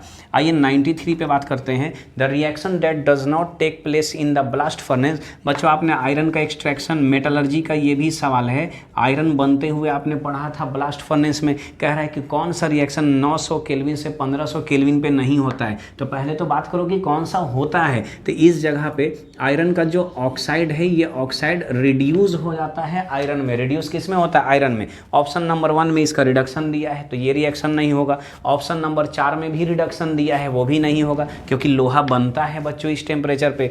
ऑप्शन नंबर 3 में स्लैग दिया, स्लैग यहाँ से नहीं बनता है, स्लैग लोअर जोन में जाकर के बनता है। और ऑप्शन नंबर 2 में C + CO2 = 2CO, यानी कार्बन CO2 से जुड़ करके 2CO बना रहा है बच्चों। ये 400 से 700 डिग्री सेल्सियस के बीच में बनता है, माने टेम्परेचर इसके नीचे रहेगा। तो ऑप्शन नंबर 2 करेक्ट जवाब होता कि इस टेम्परेचर पे ये वाला रिएक्शन नहीं चलता है। जब भी चलेगा तो ऑक्साइड किस में चेंज करेगा, आयरन में चेंज करेगा। ठीक है, चलिए आइए 94 पे बात करते हैं बच्चों। ठीक है, identify the major product obtain in the following reaction. भैया ये अच्छा रिएक्शन जो आपको दिया है ये सब बिल्कुल इसमें बिल्कुल लॉजिकल चीज़ है बच्चों, देख करके सब डरने वाला नहीं था। एल्डिहाइड था यहाँ पे और उधर कीटोन था। ऊपर में क्या दिया है कि AgNH3 और यहाँ पे प्लस दिया है और +3OH- दिया है, +3OH- इसको हीट किया बच्चों। ये टॉलेंस रिएजेंट है। क्या है ये? Tollens reagent. टॉलेंस रिएजेंट एक माइल्ड OA यानी कमज़ोर OA होता है। ठीक है, कैसा OA होता है? कमज़ोर OA होता है। इसका काम है कीटोन को ऑक्सीडाइज नहीं करता है, सिर्फ अल्फा हाइड्रोक्सी कीटोन एक अकेला कीटोन है जिसको टॉलेंस रिएजेंट क्या कर सकता है, जिसको ऑक्सीडाइज कर सकता है। H होना चाहिए यहाँ पे इस पोजीशन पे। तो एल्डिहाइड है तो एल्डिहाइड को बड़ा आसानी से रिड्यूस कर देता है और इसको चेंज कराएगा। एल्डिहाइड को बड़ा आसानी से ऑक्सीडाइज कर देता है और इसको चेंज कराएगा COO- में। किस में चेंज कराएगा बच्चों? COO- में। तो यहाँ जैसे है वैसे छोड़ देना था और इसको चेंज करवाना था यहाँ पे, इस जगह पे, यहाँ पे COO- में ऐसा चेंज कराना था। बस ये आपका जवाब था। ऑप्शन नंबर 3 में 94 सवाल का जवाब जो है आपको मिल जाता बच्चों। ठीक है, चलिए 95 नंबर सवाल में बात करें। बिल्कुल सिंपल सवाल है, थर्मोडायनेमिक्स का सवाल पूछा है कि which among the following option is correct relation between change in enthalpy and internal energy. बच्चों इंटरनल एनर्जी और एंथैल्पी में हमको रिलेशन पूछा था, तो रिलेशन का फॉर्मूला आपको पता है, ΔH = ΔU और प्लस बोलो ΔNGRT। गैसियस केमिकल रिएक्शन में काम करता था। किसी में ये माइनस दिया है, किसी में प्लस दिया है, तो इसका ऑप्शन नंबर 1 जो है पहला ऑप्शन इसका करेक्ट जवाब होता सवाल नंबर 95 का। नॉर्मल सवाल था थर्मोडायनेमिक्स से, बिल्कुल सिर्फ आपसे फॉर्मूला पूछा था, फॉर्मूले पे टिक करना था। चलिए बच्चों अब आगे बात करते हैं। 5 सवाल और हैं आपका, पूरे 50 सवाल यहाँ से केमिस्ट्री में पूछे गए थे जिसमें आपको 45 सवाल पे जवाब देना था। 96 में कुछ ऑप्शन जो हैं वो सही नहीं दिख रहे हैं बच्चों, तो 96 पे हम लोग बात करेंगे, डिस्कस कर लेंगे। चलिए 97 पे बात करते हैं, सवाल नंबर 97 पे। ठीक है, 97 पे क्या है कि आपको एक रिएक्शन दिया गया था, इक्विलिब्रियम का न्यूमेरिकल था, वेरी सिंपल न्यूमेरिकल था और इसमें ABCD दिया था। इसका वैल्यू दिया था, ये 2 मोल है, 3 मोल है और ये बच्चों 10 मोल और ये कितना है? 6 मोल है। और इसमें आपको ΔG निकालना था, ΔG0 निकालना था। R का वैल्यू 2 दिया था कैलोरी पर मोल पर केल्विन में। ठीक है, कैलोरी में R का वैल्यू कितना होता है? 2 होता है। बच्चों हम जानते हैं कि ΔG0 = -2.303 RT और लॉग क्या होता है K। R का वैल्यू आपको 2 ले लेना था। सवाल में टेम्परेचर दिया हुआ है 300 केल्विन। कितना केल्विन? 300। R का वैल्यू कितना देना है? 2 लॉग K यहाँ पे इक्विलिब्रियम कांस्टेंट है, तो K = concentration of product by concentration of क्या हो जाता है? रिएक्टेंट। प्रोडक्ट में आपका ये दोनों C और D प्रोडक्ट है, तो 10 × 6 ऊपर कर लेना था और 2 × 3 कहाँ कर लेना था? नीचे। 6 से 6 काट लेना था और ये कितना आ जाता? 10। लॉग 10 का वैल्यू कितना होता? 1। दोनों को मल्टीप्लाई करते तो ΔG0 का वैल्यू जो है आपको बच्चों निकल करके यहाँ से आ जाता। ठीक है, चलिए ये आपका सवाल नंबर 97 था। सवाल नंबर 98 में आइए, पूछ रहा है कि कंसीडर द फॉलोइंग स्पेसीज। कुछ स्पेसीज दिए गए थे और कहा था कि कुछ स्पेसीज है उसको पहले आप देखिए। तो पहले तो आपका ये नेप्थेलिन दिया गया था, दूसरा में आपका ये कंपाउंड दिया गया था। यहाँ से इसको सही से बनाना सही रहेगा बच्चों, ये ऐसे है और यहाँ निगेटिव। और आप कॉपी देखेंगे तो रेजोनेंस में मैंने एरोमेटिक, एंटी एरोमेटिक में ये सारा सवाल आपको करा रखा है। एक एक सवाल आपको मिलेगा वहाँ से कॉपी में बच्चों, एक एक सवाल। यहीं से तो हम लोग ने शुरू किया था 3 मेंबर रिंग से। याद है बच्चों 3 मेंबर रिंग से हम लोगों ने शुरू किया था। और याद करिए ये अपना कॉपी का लास्ट सवाल हुआ था रेजोनेंस का। साइक्लो ऑक्टेट टेट्राइन याद होगा, टब शेप बनाता था। चलिए ठीक है। और उसके बाद आपको ये तो पता था कि अगर एक से ज़्यादा बेंजीन रिंग रहेगा तो इसमें हमको कुछ नहीं करना है, सिर्फ पाई बॉन्ड गिनना है। बच्चों पूछ रहा है इसमें से कौन हकल्स रूल पे है, तो याद रखना है 3 तरह का कंपाउंड था, एरोमेटिक, एंटी एरोमेटिक और नॉन एरोमेटिक। तो जिस हकल्स रूल में क्या है, नॉन एरोमेटिक होने के लिए आपका कम से आपका हाइब्रिडाइजेशन जो है वो sp3 होना चाहिए, यानी नॉन प्लेनर होना चाहिए। तो हकल्स रूल दोनों जगह पे फॉलो होता है, एरोमेटिक में भी और किस में, एंटी एरोमेटिक में भी। तो देखिए नेप्थेलिन आपका एरोमेटिक है, 5 पाई बॉन्ड है, ऑड नंबर में, ये भी एरोमेटिक है। ये रेजोनेंस में भाग लेगा क्योंकि कंजुगेटेड सिस्टम था, pi bond conjugated with lone pair, और अगर रेजोनेंस में भाग लेगा तो फिर ये पाई बॉन्ड में गिनती हो जाएगा। तो 2 तो पहले से इनके थे और एक और है, 3 पाई बॉन्ड है, ऑड नंबर में, एरोमेटिक था भैया, हकल्स रूल फॉलो करेगा। इसमें 2 पाई बॉन्ड था, ये एंटी एरोमेटिक है, लेकिन इसमें भी कौन सा रूल फॉलो होगा, हकल्स रूल फॉलो होगा। यहाँ पे 2 पाई बॉन्ड है, ये भी हकल्स रूल फॉलो करेगा। इसमें 1 पाई बॉन्ड है, ये भी फॉलो करेगा। इसमें आपका 7 पाई बॉन्ड है, ये तो फॉलो करेगा, ये तो एरोमेटिक है। ये दोनों एंटी एरोमेटिक है और ये वाला भी एंटी एरोमेटिक है और ये तीनों एरोमेटिक है। ये कैसा है भैया, ये नॉन एरोमेटिक है। कैसे नॉन एरोमेटिक है, नॉन एरोमेटिक कैसे है, तो बच्चे सोचें सर नॉन एरोमेटिक कैसे है। तो 6 कार्बन से ऊपर का जितना भी रिंग होता है वह रिंग अनस्टेबल होता है। ये रिंग अपना शेप बदल देता है और शेप बदलने के बाद बच्चों ये चेंज कर जाता है टब शेप में। किस में चेंज कर जाता है, टब शेप में। और ये चारों बॉन्ड जो है ऐसे अरेंज होता है। जैसे शेप चेंज करता है तो ये नॉन प्लेनर हो जाता है और नॉन प्लेनर होने के चलते इसको क्या बोलते हैं अब हम लोग, नॉन एरोमेटिक। तो नॉन एरोमेटिक वही है जो कि नॉन प्लेनर होना चाहिए। कैसा होना चाहिए बच्चों, नॉन प्लेनर। चलिए सवाल नंबर 99 पे बात करेंगे। प्यूमाइस स्टोन, सरफेस केमिस्ट्री से एक सवाल आपसे पूछा है, सॉल का सवाल था। प्यूमाइस स्टोन जो है ये सॉलिड सॉल है, माने सॉलिड को घुलाया गया है किसमें, सॉलिड में, सॉलिड इन सॉलिड है। तो ये नॉर्मल सा सवाल था। 99 का ऑप्शन नंबर, अच्छा इसमें टोटल कितने मॉलिक्यूल हो गए, तो 2 4 6 और 2 8, 8 में से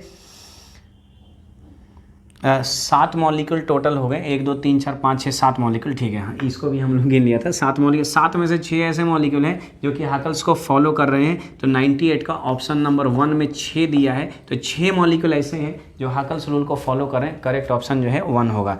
99 का करेक्ट ऑप्शन जो है बच्चों कैसा हो जाएगा, 2 हो जाएगा, क्योंकि 2 जो है सॉलिड सॉल है। 2 कैसा है, सॉलिड सॉल है। चलिए लास्ट सवाल पे बात करेंगे, 100 नंबर सवाल पे। चलिए बच्चों अब बात करते हैं सवाल नंबर 100 की। ये आपका लास्ट सवाल है, आखिरी सवाल है और बढ़िया सवाल था। यहाँ पे आइए, आपको एक रिएक्शन दिया था, ये ईथर था बच्चों, ईथर, और ईथर का रिएक्शन HI के साथ। ईथर का रिएक्शन किसके साथ, HI। हम लोग जानते हैं बच्चों, जब जब अल्कोहल या ईथर आता है तो सबसे पहले तो प्रोटोनेशन कराने का, क्या कराने का, प्रोटोनेशन। आइए जब इसका प्रोटोनेशन कराएंगे यहाँ से H+ से, तो जैसे प्रोटोनेशन होगा ऑक्सीजन पे कौन सा चार्ज आ जाएगा, प्लस। अब ऑक्सीजन पे जब प्लस चार्ज आएगा तो ऑक्सीजन बॉन्ड तोड़ेगा भैया। अब या तो राइट से तोड़े या तो कहाँ से, लेफ्ट से। लॉजिकल बात, कॉन्सेप्ट वाला बात क्या है बच्चों, अगर राइट से तोड़ा तो राइट से तोड़ने के बाद बेंजीन रिंग पर पॉजिटिव चार्ज आएगा, जो कि नॉट अलाउड, यानी दुनिया का सबसे लेस स्टेबल कार्बोकैटायन, बोलो है कि नहीं है, इम्पॉसिबल, कभी नहीं होगा, गलती हो जाएगा। इसलिए अब कहाँ से तोड़ेंगे बच्चों, राइट से तोड़ेंगे, यहाँ से नहीं तोड़ने का, यहाँ से तोड़ने का गलती नहीं करना है, क्योंकि अनस्टेबल कार्बोकैटायन बनेगा। जैसे यहाँ से तोड़ेंगे तो देखिए कैसा होगा, आपको यहाँ से CH2+, भैया ये रेजोनेंस स्टेबलाइज्ड है। कैसा है ये, रेजोनेंस स्टेबलाइज। तो जैसे अब यहाँ से टूटा तो ये आपको पहला प्रोडक्ट यहाँ से निकल करके आ गया। ये पहला प्रोडक्ट क्या आ गया कि बेंजीन रिंग रहेगा और उसके साथ क्या रहेगा, OH। तो एक तो आपको OH मिल गया, एक क्या मिल गया बच्चों, OH, और दूसरा CH2+, इसके साथ I- जुड़ेगा, तो CH2 और I मिल करके क्या बना लेगा, CH2I। आपको ऑप्शन नंबर 2 में दिया था कि A बराबर बेंजीन रिंग है CH2I और B बराबर फिनॉल यानी बेंजीन रिंग और क्या दिया, OH। यानी सवाल नंबर 100 का ऑप्शन नंबर 2 पे आपको टिक करना था, क्योंकि ये सवाल जो था रिएक्शन ऑफ ईथर विथ क्या है, HI। ईथर का 2 ही तो रिएक्शन है, मेन रिएक्शन, एक हाइड्रोलाइसिस और दूसरा किसके साथ, HI के साथ। बच्चों मैंने आपको A to Z question NEET 2023 का सॉल्व करा दिया है। आप बढ़िया से 11th और 12th करने की कोशिश करें। आपको एक चैप्टर भी नहीं छोड़ना है अगर पूरा सवाल बनाना है। बच्चों सवाल 90% से ज़्यादा कॉपी से ही मैच कर रहे हैं, नॉर्मल सवाल हैं, कुछ कॉन्सेप्ट बेस्ड हैं, तो दिल लगा करके आपको पढ़ना है और सही से पढ़ने की कोशिश करना है। जब आप कंप्लीट करें तो एक एक ब्रांच केमिस्ट्री का सही से कंप्लीट करें। फिजिकल भी पूरा आना चाहिए, इनऑर्गेनिक भी पूरा आना चाहिए और ऑर्गेनिक भी पूरा आना चाहिए। टेक केयर बच्चों, जय हिंद।